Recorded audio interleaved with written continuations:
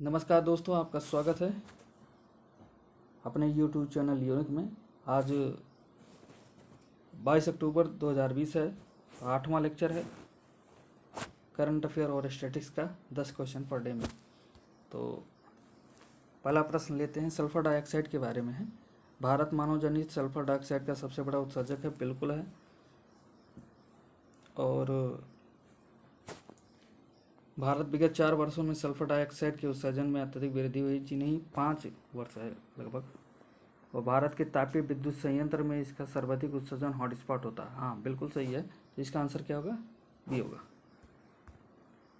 Green peas India और centre for research और energy की एक रिपोर्ट के अनुसार 4 वर्ष पहली बार भारत सल्फर डाइऑक्साइड के उत्सर्जन में 2018 की तुलना में 2019 में लगभग 6% की महत्वपूर्ण गिरावट दर्ज की गई है। भारत लगातार 5वें वर्ष में सर्वाधिक उत्सर्जक देश बना हुआ है। और 2019 में भारत SO2 के उत्सर्जन का 21% उत्सर्जन का कारण मानव निर्मित रहा है। दूसरे स्थान पर रूस और चीन रहा है। रिपोर्ट के अनुसार भारत सबसे बड़ा उत्सर्जन हॉटस्पॉट सिंगरौली, नैवेली, स्पीत, मुद्रा, कोरबा और अन्य जगहों पर है। अगला प्रश्न लेते हैं, निम्नलिखित में से कौन सा सल्फर डाइऑक्साइड उत्सर्जन का कारण है? ज्वालामुखी, फाइटोप्लैंक्टन और कोयला और तेल का जलना, सिमल्टर ओवन, ये चारों हैं। आंसर इसका डी होगा। SO2 का उत्सर्जन प्राकृतिक स्रोत ज्वालामुखी, अग्नि, फाइटोप्लैंक्टन से भी होता है, लेकिन सल्फर युक्त जीवाश्म ईंधन मुख्य रूप से कोयला, तेल और पेट्रोलियम का दहन इसका प्रमुख स्रोत है।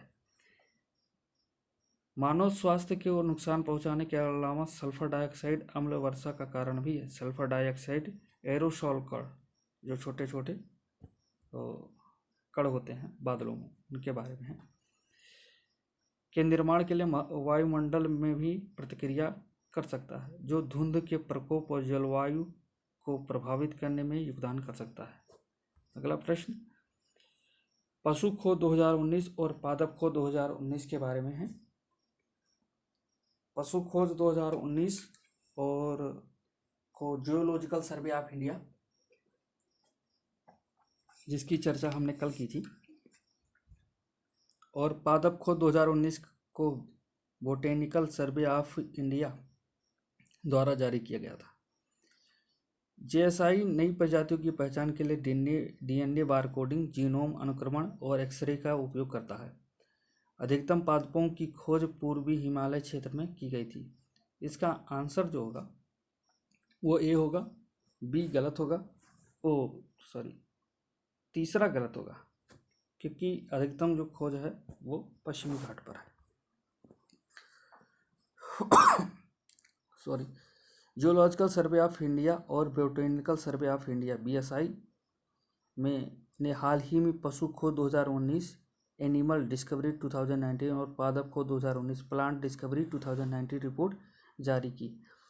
पारंपरिक वर्गीकरण के साथ ZSI ने नई प्रजातियों की पहचान के लिए DNA बारकोडिंग, समग्र जीनोम अनुक्रमण और एक्सरे जैसे आधुनिक तकनीकों का उपयोग किया जाता है।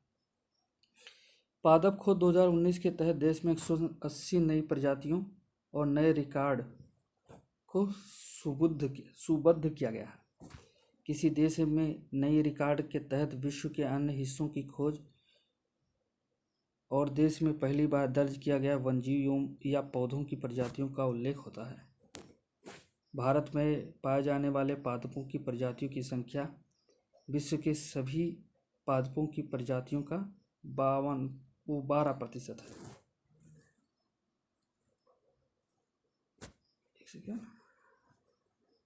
JSI और BSI दोनों के द्वारा ही 2007 के बाद से पशु खोज और पादप खोज रिपोर्ट जारी की जा रही है।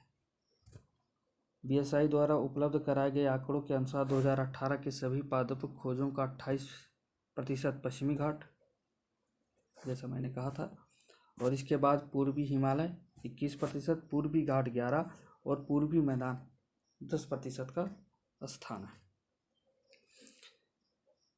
अब एक एडिशनल जानकारी यह है कि जीएसआई जो है वो 2016 1916 में स्थापित किया गया था,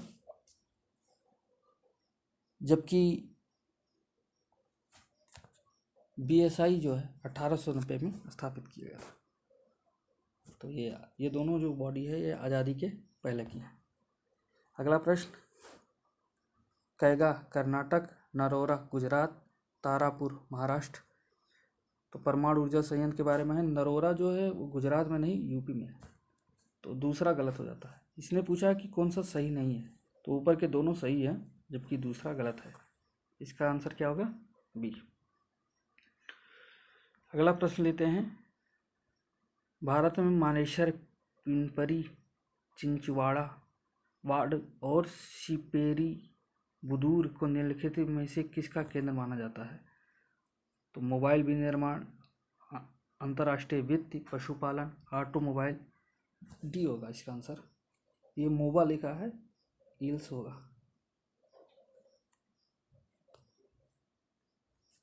ऐड कर दीजिएगा।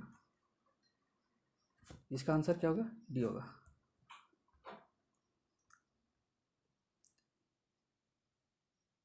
पूरा पाषाण युग के बारे में है। इसका विस्तार मानव इतिहास के लगभग 1/3 हिस्सा है। 1/3 मतलब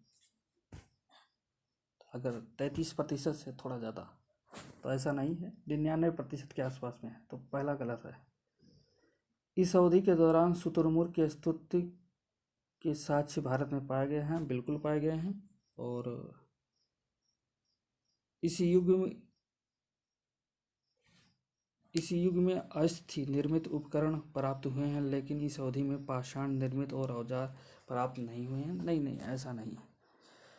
तो तीसरा भी गलत है। इसका आंसर क्या हो जाएगा? बी हो जाएगा।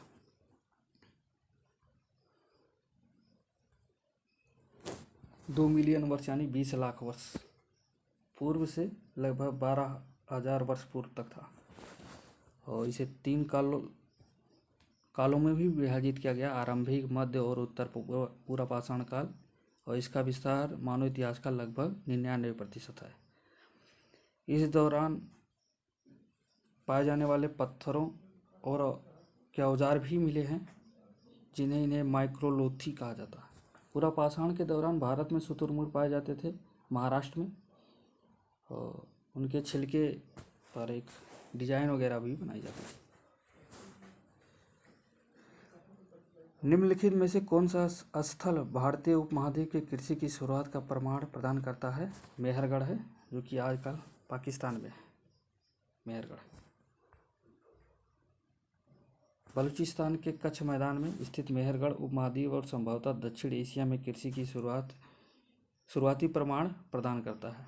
इसे सिंधु घाटी सभ्यता का पूर्वगामी यानी उससे पहले का है, सिंधु घाटी सभ्यता से पहले का है।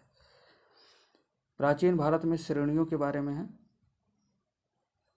तो ये शिल्पकारों का प्रशिक्षण प्रदान करती थी, बिल्कुल करती थी। व्यापारियों के लिए कच्चे माल की खरीद करना, जी हाँ। धन जमा करने वाले वित्तीय संस्थाओं के रूप में कार्य करना, बैंकों की तरह काम करना, बिल्कुल करना। दान प्रदान कर धार्मिक संस्थाओं की सहायता करना, बिल्कुल करना। तो इसका आंसर क्या हो जाएगा? डी हो जाएगा।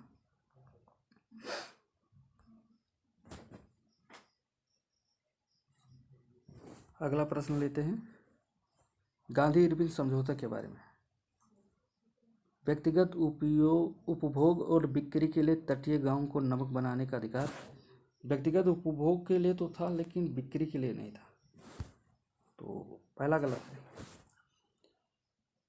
और शांतिपूर्ण और गैर आक्रामक तरीके से धरना देने का अधिकार बिल्कुल था। पुलिस की ज्यादतियों की जांच करने हेतु गांधी जी के सुझाव को स्वीकार करना, ये गलत है। और हिंसात्मक कार्यों में लिप्त उपभोक्ताओं के अतिरिक्त भी सभी राजनीतिक कैदियों को रिहा करना। इसका आंसर क्या हो जाएगा?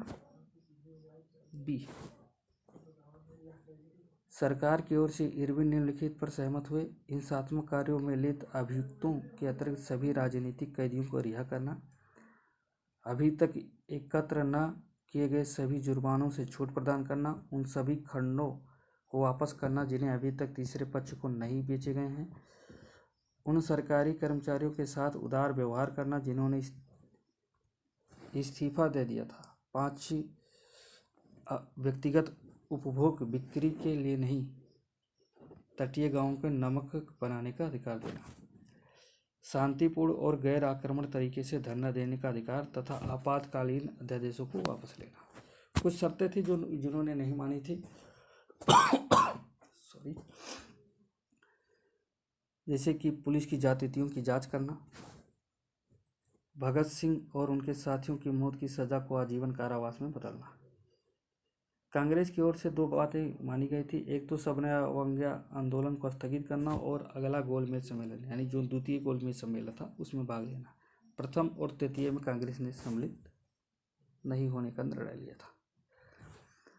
आज का आखिरी प्रश्न, नेहरू रिपोर्ट प्रथम आरटीसी मतलब राउंड टेबल कॉन्फ्रेंस, भारत में प्रथम मई दिवस दांडी मार्च, इसका आंसर क्या होगा? नेहरू रिपोर्ट 1928 और ये 1930 में 12 मार्च दांडी मार्च और ये 1930 नवंबर में हुआ था। तो इसका आंसर क्या होगा? ये होगा 1923 में मद्रास में भारत में प्रथम मई दिवस मनाया गया। नेहरू रिपोर्ट 1928, 12 मार्च से 6 अप्रैल 1930 को दांडी मार्च, नवंबर 1930 और जनवरी 1931 है प्रथम गोलमेज सम्मेलन। तो आज का डिस्कशन यहीं पर समाप्त होता है। धन्यवाद।